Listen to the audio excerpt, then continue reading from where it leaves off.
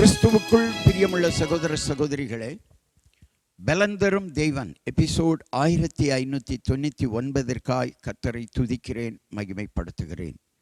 இந்த நாளிலும் ஏசாயா தீர்க்கதரிசியினுடைய புஸ்தகம் 18ஆம் அதிகாரம் 4வது வசனத்தின் பின்பகுதி, என் வாசஸ்தலத்திலிருந்து கண்ணோக்குவேன் என்று கர்த்தர் என்னுடனே சொன்னார்.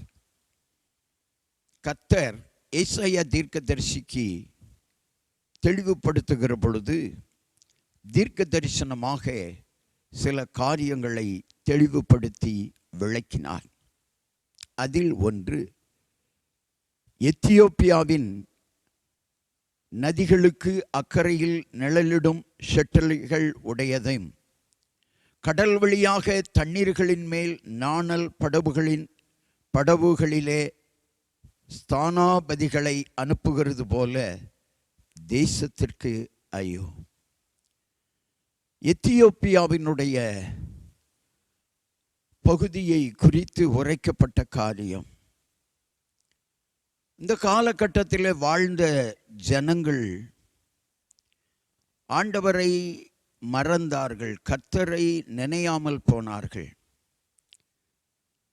ஆண்டவர் இந்த ஜனங்களை குறித்து சொன்ன காரியம், நான் பார்க்காமல் இருந்து விடுவேன் என்று நினைக்க வேண்டாம், என் வாசஸ்தலத்திலிருந்து கண்ணோக்குவேன், என் வாசஸ்தலத்திலிருந்து நான் பார்ப்பேன் என்று சொன்னார். சங்கீதங்களின் புஸ்தகத்தை நாம் எடுத்துக்கொண்டோமானால், சங்கீதத்தில் ஆண்டவர் மனுபுத்திரர்களை பார்ப்பதை சங்கீதக்காரன் தெளிவாக சொல்லியிருக்கிறார்.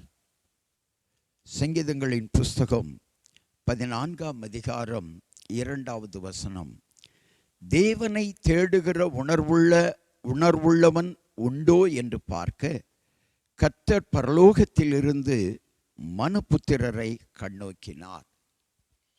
தேவனை தேடுகிற உணர்வுள்ளவன் உண்டோ என்று பார்க்க கர்த்தர் பரலோகத்திலிருந்து மனுபுத்திரரை கண்ணோக்கினார்.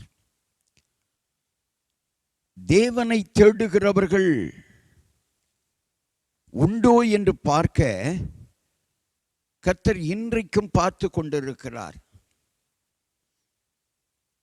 அவரை தேடுகிறவர்கள்தான் கண்டடைவார்கள். நான் கர்த்தரை தேடினேன், அவர் எனக்கு செவி கொடுத்து என்னுடைய எல்லா பயத்துக்கும் நீங்களாக்கி விடுவித்தார் என்று சங்கீதக்காரன் சொல்லுகிறார். வாழ்க்கையில் எப்படி வாழ வேண்டும் என்று ஆண்டவர் நமக்கு கற்றுத் தந்திருக்கிறார் வேத வசனங்களின் மூலமாக. இந்த வசனங்களை கடைப்பிடித்து வாழுவோம். அவர் பார்த்து கொண்டிருக்கிறார். அவர் பார்வையிலே பரிசுத்தவான்களாக, அவர் பார்வையிலே விலையேற பெற்ற பரிசுத்தம் உள்ளவர்களாக வாழுவோம். அவர் வார்த்தைகளுக்கு கீழ்ப்படிவோம், கடைப்பிடிப்போம், வார்த்தைகளை கற்றுக்கொள்வோம், கைக்கொள்வோம். ஆண்டவர் நம்மை ஆசீர்வதிப்பார். கண்களை மூடி ஜெபிக்கலாம். எங்களை நேசிக்கிற நல்ல தகப்பனே, மனிதர்கள் தன்னை தேடுகிறார்களா என்று பார்க்க பரலோகத்திலிருந்து கண்ணோக்கி கொண்டிருக்கிறீரே. இன்றைக்கும் உம்முடைய வாசஸ்தலத்திலிருந்து மனிதர்களை கண்ணோக்கி பார்த்து கொண்டிருக்கிறீர். இதை மனிதர்கள் உணரணும். இந்த செய்தியை கேட்டுக்கொண்டிருக்கிற சகோதரனே, சகோதரியே, ஆண்டவர் உன்னை பார்க்கிறார் என்பதை மறந்து விடாதே. உன் செயல்கள் எல்லாம் ஆண்டவருக்கு தெரியும். உன்னுடைய காரியங்கள் எல்லாம் ஆண்டவருக்கு புரியும். நீ ஆண்டவருக்கு பிரியமானவனாய், பிரியமானவளாய் நடப்பாயானால் கர்த்தர் உன்னை வாலாக்காமல் தலையாக்குவார்.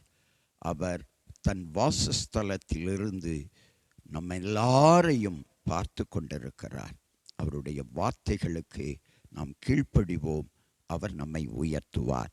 இயேசுவின் நாமத்தில் ஜெபிக்கிறேன் பிதாவே, ஆமென்.